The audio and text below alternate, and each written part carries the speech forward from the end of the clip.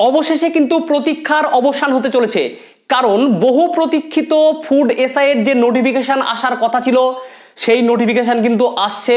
কারণ পিএসসির তরফ থেকে কিন্তু তার সিলমোহর পড়ে গেছে, আর এই নোটিফিকেশন আসছে এ মাসের 23 তারিখে এবং ফর্ম ফিল আপও শুরু হবে এই মাসের 23 তারিখ থেকেই। সুতরাং যে সমস্ত ছেলে মেয়ে অধীর আগ্রহে অপেক্ষা করছিলে এই ফুড এসআইয়ের পরীক্ষার জন্য, তারা কিন্তু এখন থেকে তৈরি হয়ে যাও আর পড়াশোনাটাও এখন থেকে ভালো করে শুরু করো। কারণ শুধুমাত্র ফর্ম ফিল আপ করলেই কিন্তু হবে না, তার সঙ্গে সঙ্গে চাকরিটা পেতে হলে খুব ভালো করে প্রস্তুতি নিয়ে পরীক্ষার হলে তোমাদেরকে ঢুকতে হবে। এবার যারা ফুড এসআই সম্পর্কে বিশদে জানো না তাদের জন্য একটুখানি আমি বলে দিচ্ছি, মন দিয়ে ভিডিওটা প্রথম থেকে একটু দেখো, তাহলে কোনো সমস্যায় তোমাদের সামনে আর হবে না। এটা হচ্ছে একটা মাধ্যমিক পাস যোগ্যতার চাকরি, অর্থাৎ যে সমস্ত ছেলে মেয়ে মাধ্যমিক পাস তারা কিন্তু চাইলেই এই ফর্মটা ফিল আপ করতে পারো। তবে জেনারেলদের ক্ষেত্রে বয়স বলা থাকে 18 থেকে 40 বছর, এসসি এসটিদের আরও বয়সের ঊর্ধ্বসীমায় 5 বছর ছাড় অর্থাৎ 18 থেকে 45 বছর, এবং ওবিসিদের বয়সের ঊর্ধ্বসীমায় 3 বছর ছাড় অর্থাৎ 18 থেকে 43 বছর পর্যন্ত এই ফর্মটা ফিল আপ করা যায়। তবে কোন ডেট অনুযায়ী এই বয়সের ঊর্ধ্বসীমার হিসাব করা হবে সেটা তোমরা 23 তারিখেই জানতে পারবে। আমার মনে হচ্ছে হয়তো 1/1/2023 করা হলেও হতে পারে, তবে সেটা তোমরা 23 তারিখ থেকেই বুঝে যাবে। আর একটা কথা তোমাদেরকে জানিয়ে রাখি যে এই ফর্মটা ফিল আপ করতে গেলে শুধুমাত্র জেনারেল এবং ওবিসিদের টাকা লাগে, তাও 110 টাকা করে। বাকি এসসি এসটি এবং ফিজিক্যাল হ্যান্ডিক্যাপ যারা আছো তারা কিন্তু সম্পূর্ণ বিনামূল্যে এই ফর্মটা ফিল আপ করতে পারবে। এর সাথে সাথে অনেকে জিজ্ঞেস করো যে এই এসআই এর ফর্ম ফিল আপ করতে গেলে কি আলাদা করে কম্পিউটারের সার্টিফিকেট লাগে বা কম্পিউটার জানা চাই?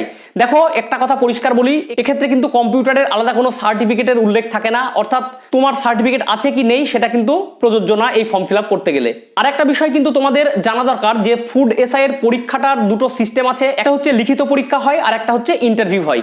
এই লিখিত পরীক্ষা হয় হচ্ছে 100 নম্বরের, সময় দেয় হচ্ছে 90 মিনিট এবং পুরোটাই এমসিকিউ টাইপ। এখানে কিন্তু নেগেটিভ মার্কিং আছে, অর্থাৎ তুমি যদি 3টে প্রশ্নের উত্তর দিতে ভুল করো তাহলে কিন্তু 1 নম্বর করে কেটে নেওয়া হবে।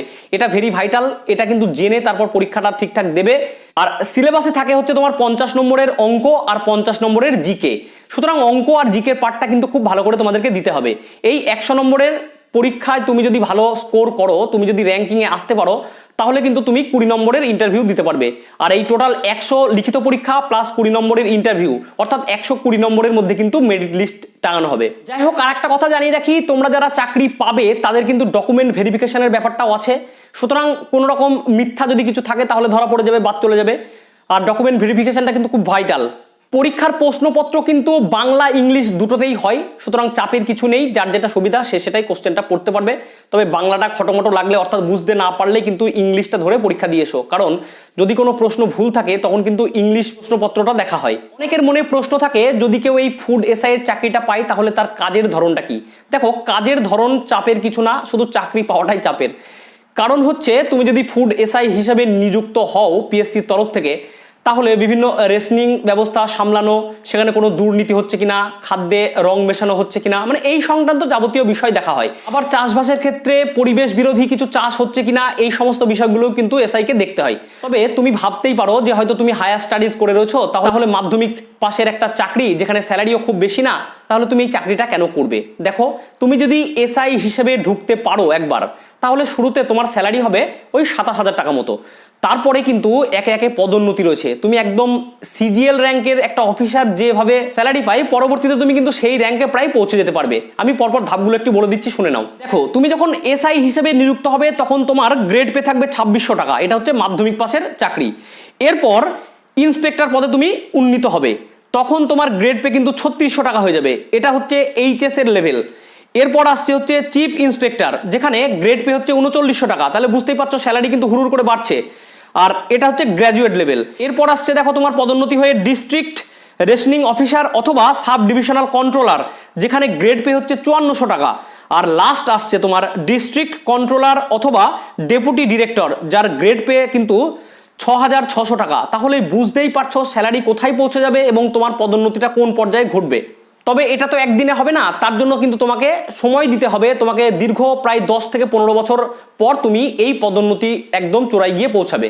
এবার আসছি আজকের ভিডিওর মেন বিষয়ে, সেটা হচ্ছে অনেকে জানতে চাইছো যে ভ্যাকান্সি কত থাকতে পারে আর প্রস্তুতি বা কিভাবে নেবে। দেখো, এখনো যা খবর পাওয়া যাচ্ছে তাতে হয়তো এবার ভ্যাকান্সি 800-র কাছাকাছি থাকতে পারে। আর ফর্ম ফিল আপ করলেই তো শুধু চাকরি হবে না, তার জন্য খুব ভালো করে পড়াশোনাটা করতে হবে। এবার কি কি বইপত্র তোমরা পড়াশোনা করবে? দেখো, যারা স্টাফ সিলেকশনের জন্য খাটছো, অর্থাৎ সেন্ট্রাল স্টাফ সিলেকশন কমিশনের জন্য যারা খাটছো তাদের কিন্তু অনেকটা সহজ হয়ে যাবে এই পরীক্ষাটা।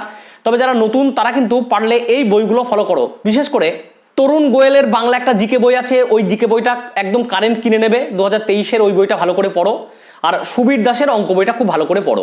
তার সাথে সাথে দেব অ্যান্ড দত্তের ইয়ারবুক এবং উইকলি জব নিউজ পেপার এগুলো একটু ভালো করে দেখবে। আর যদি কেউ ইংলিশ ভার্সানে জিকে পড়তে চাও তাহলে লুসেন্টের জিকেটা পড়বে। আর ম্যাথ যদি ইংলিশ ভার্সানে কেউ করতে চাও তাহলে RS আগরওয়ালের বইটা কিন্তু খুব ভালো করে ফলো করো। এর সাথে সাথে যার যা নলেজ আছে সেগুলো একটু কাজে লাগাও। ট্র্যাডিশনাল জিকেগুলো একটু ভালো করে পড়ো, যেহেতু জিকে আর ম্যাথের উপর কিন্তু প্রশ্ন হয়। সুতরাং ইতিহাস, ভূগোল, জীবনবিজ্ঞান, ভৌতবিজ্ঞান ক্লাস 9-10 লেভেলের যে সমস্ত বইপত্র আছে একটু পারলে চোখ বুলিয়ে যাও, কারণ জিকে তো বলা যায় না কোথা থেকে দেয়। সুতরাং current affairs plus traditional GK সবটাই ভালো করে প্রস্তুতি নিয়ে পরীক্ষার হলে যেতে হবে, তারপর বাকিটা দেখা যাবে যা হবে। তোমরা কিন্তু এই চাকরির যাবতীয় তথ্য ও সিলেবাস সংক্রান্ত সমস্ত কিছু জানতে পারবে wbpsc.gov.in এই ওয়েবসাইট থেকে। আর 23 তারিখ থেকে তো ফর্ম ফিল আপ শুরু হয়ে যাচ্ছে, তখন টোটাল বিষয়টাই জানতে পারবো আমরা এবং তোমাদেরকেও জানিয়ে দেবো। তাই আর বেশি কিছু বলছি না, প্রত্যেকে ভালো থেকো, সুস্থ থেকো, আজ এটুকুই, টাটা।